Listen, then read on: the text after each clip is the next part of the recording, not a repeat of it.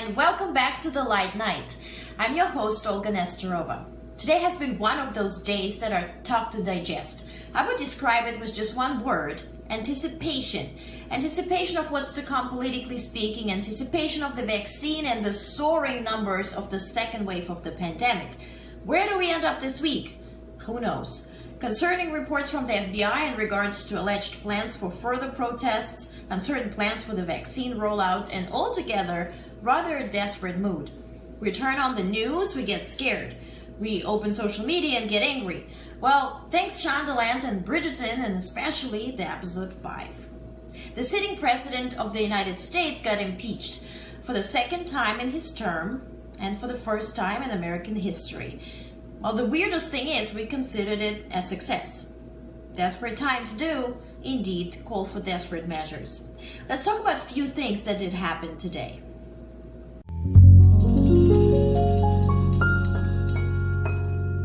Well, first and foremost, the FBI started working on all those characters we saw storming the Capitol building. Remember the guy with horns?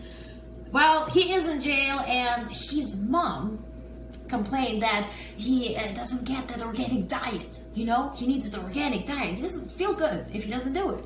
And he hasn't been eating since Friday, so what do we do in this society? We shut him up, right? No. Well, the judge ruled that now this guy named Jake something is getting his organic diet. So, well, that's the white privilege for you. And if you tell me it does not exist, well, just scroll back and watch this again. Okay. Well, then there were another people, you know, the guys literally who came for Halloween. They had torch, they had everything, right? And the astonishing duo, the mother and son duo, right? If you think about spending the wonderful day with your mom and doing something exciting, like storming Capitol building and just doing some bonanza, right?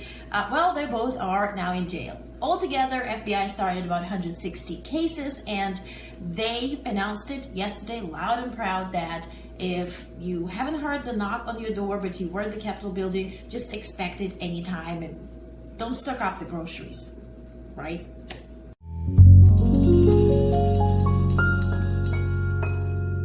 Well, another thing that I just mentioned, the president got impeached, and we were just sitting in front of the TVs and listening to the speeches like we need more speeches. We don't know what happened. We have footage, we have articles, we have literally everything. We have even Republicans who are telling you who actually compromised their oath and kind of helped them.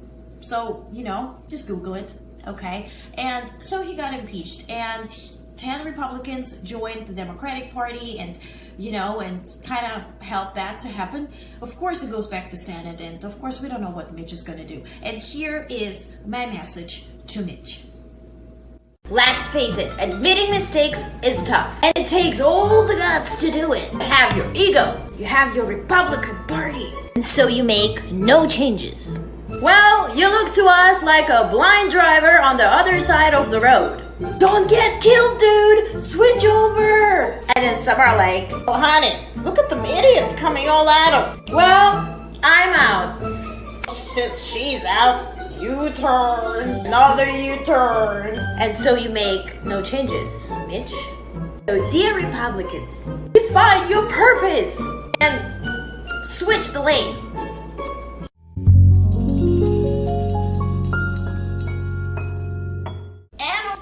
The president spoke. Well, he read, actually. It was a great article. We should all read it. Amen. It was about not condemning violence, asking people to stop planning those crazy protests, and about social media silencing people. And by people, he meant himself. But it was a great article. If that would have come a week ago, or during the protests, or right after, yes. But what we find out now, Melania was busy doing photo shoots, and he was busy celebrating what he has seen on TV. And now, when you just got impeached and you're worried that your house of cards is literally folding, to say that, okay, I mean, everybody reads teleprompter, that's fine.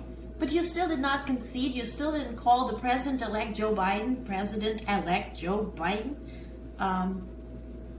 Vice President-elect Kamala Harris. You still didn't mention that. And that's what we expect from you, you know? And that's the sadness.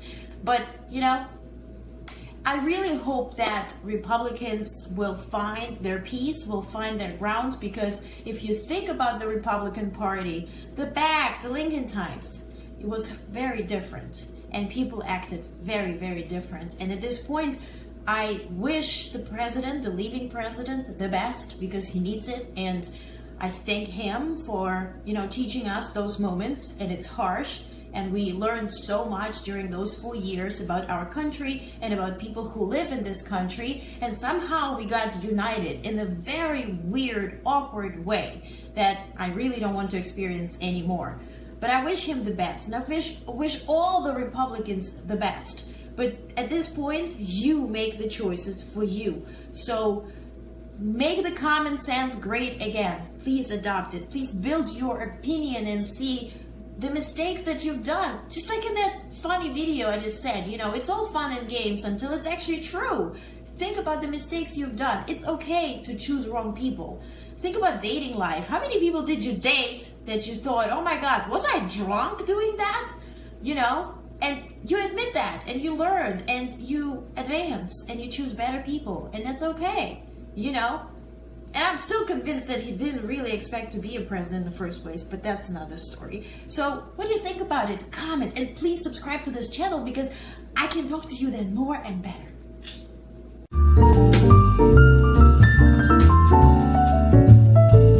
The key to our future is in accountability. Same as when attempting to bake a cake, we worry about the ingredients and steps to prepare the cream and do the layers, right? So right now we do need to follow the steps to get things into order. Law and order was a big thing this past year, so let's apply it. Accountability, then unity. Another way around would mean to worry about the candles on the cake before putting together the layers. Silly. But enough about the circus. What do we need? We who either lost a lot or trying not to lose it. We who didn't commit any crimes, we weren't even informed about the program. If you, like me, feel anxious, troubled, human, you need to take care of your very own self. Ground yourself. Step away from the breaking news and don't allow them to break you. When all is better, we will feel better.